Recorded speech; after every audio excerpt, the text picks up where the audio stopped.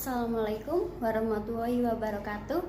Terima kasih atas kesempatannya. Saya Aulia Husna Fitria dengan NIM 2019-210122. Di sini saya akan mempresentasikan mengenai pembiayaan usaha. Nah, pembiayaan yaitu pendanaan yang diberikan oleh suatu pihak kepada pihak lain untuk mendukung investasi yang telah direncanakan, baik itu investasi sendiri maupun lembaga. Nah, di sini pembiayaan selalu berkaitan dengan aktivitas bisnis. Nah, sedangkan bisnis itu sendiri adalah aktivitas yang mengarah pada peningkatan nilai tambah melalui proses penyerahan jasa, perdagangan atau pengelolaan barang atau produksi. Kemudian saya akan menjelaskan mengenai tujuan pembiayaan. Nah, tujuan pembiayaan yang pertama yaitu peningkatan ekonomi, yang artinya membantu masyarakat yang memiliki keterbatasan ekonomi dengan meningkatkan taraf ekonominya. Kemudian yang kedua, tersedianya dana bagi peningkatan usaha. Di sini artinya untuk mengembangkan usaha maka perlunya pembiayaan modal yang lebih pula tentunya. Kemudian yang ketiga, meningkatkan produktivitas, yang artinya dengan adanya pembiayaan maka memberikan peluang bagi masyarakat untuk meningkatkan produktivitasnya. Nah, kemudian yang keempat, membuka lapangan kerja baru. Artinya di sini dengan menambahkan pembiayaan modal maka akan bertambahnya sektor-sektor usaha, yang mana sektor usaha tersebut akan menyerap tenaga yang lebih lagi tentunya. Untuk selanjutnya saya akan menjelaskan mengenai masalah dalam pencarian modal. Nah, masalah dalam pencarian modal ini ada beberapa faktor-faktor yang mengaruhi pencarian modal usaha. Ini ada 5 faktor. Nah, yang pertama adalah sifat umum atau tipe perusahaan. Di sini masing-masing tipe perusahaan mempunyai perbedaan kebutuhan modal. Misalnya, antara perusahaan jasa dengan perusahaan industri ataupun perusahaan perdagangan. Kemudian faktor yang kedua yaitu waktu yang dibutuhkan untuk memproduksi atau memperoleh barang yang akan dijual serta harga persatuan dari barang tersebut. Jadi, makin panjang waktu yang dibutuhkan untuk memproduksi atau untuk memperoleh barang tersebut, maka makin besar pula modal yang dibutuhkan. Kemudian yang ketiga, perputaran, tingkat perputaran, persediaan atau inventory turnover, yang menunjukkan bahwa berapa kali persediaan tersebut diganti dalam kata kali yang dibeli dan dijual kembali. Jadi semakin tinggi tingkat perputaran persediaan, maka jumlah modal yang diinvestasikan ini dalam persediaan akan semakin rendah. Sehingga semakin tinggi tingkat perputaran akan memperkecil resiko kerugian karena penurunan harga atau perubahan selera konsumen. Dan juga akan menghemat ongkos tentunya, dan juga pemeliharaan terhadap persediaan piutang. Sekian presentasi dari saya, selanjutnya akan dijelaskan oleh rekan saya. Terima kasih. Terima kasih atas kesempatannya. Perkenalkan, nama saya Raffi Naufal Ahmad dengan NIM 2019-210-294. Di sini saya akan melanjutkan presentasi dari rekan saya. Yang keempat, tingkat perputaran piutang. Besarnya modal yang dibutuhkan juga tergantung dari lamanya waktu yang diperlukan untuk menjadikan piutang menjadi uang kas. Waktu penarikan yang lebih singkat akan memperkecil modal yang ditanamkan pada piutang tersebut. Yang kelima, pengaruh musim. Perusahaan yang penjualannya dipengaruhi oleh musim membutuhkan jumlah modal kerja yang maksimum untuk periode relatif pendek. Modal dalam bentuk persediaan barang berangsur-angsur meningkat dalam berbulan-bulan, menjelaskan puncak penjualannya. Lalu yang D, mencari sumber modal usaha. Sebelum melakukan pencarian modal usaha, seseorang wirausahawan juga terlebih dahulu melaksanakan penilaian terhadap kelayakan usahanya tersebut.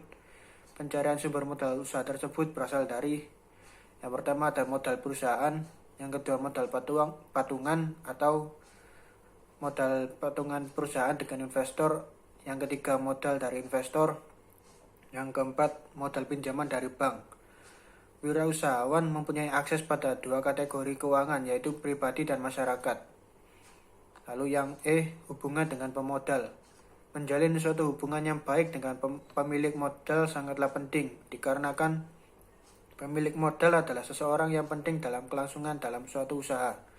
Berikut adalah cara menjalin hubungan dengan pemilik modal. Di antaranya, yang pertama, harus ada struktur kesepakatan antara perusahaan dengan pemodal. Yang kedua, membina hubungan jangka pendek maupun jangka panjang. Yang ketiga, melaksanakan tanggung jawab dengan baik, terutama dalam penyelesaian atau pengembalian modal.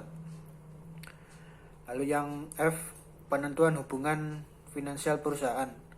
Untuk mendapatkan modal seseorang, perlu mengetahui berapa banyak uang yang dibutuhkan.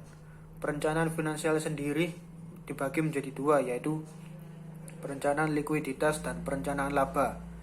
Perencanaan likuiditas dipusatkan pada perencanaan aliran kas perusahaan, sedangkan perencanaan laba mempunyai keabsahan independen sebagai laporan rugi laba perusahaan di masa depan. Sedangkan sumber utama untuk menentukan kebutuhan finansial perusahaan adalah proyeksi aliran kas didukung oleh proyeksi aliran laba. Langkah-langkah memproyeksi kebutuhan kas adalah membuat proyeksi rugi laba, membuat neraca arus kas, membuat aliran atau arus kas, membuat proyeksi neraca, membuat ringkasan kebutuhan dan penggunaan kas, menentukan bagian dari kas total yang dibutuhkan. Sekian presentasi dari saya akan dilanjutkan oleh rekan saya. Terima kasih. Terima kasih atas kesempatannya. Perkenalkan, nama saya Ragitaris Kusumalandriani dengan NIM 2019-210632.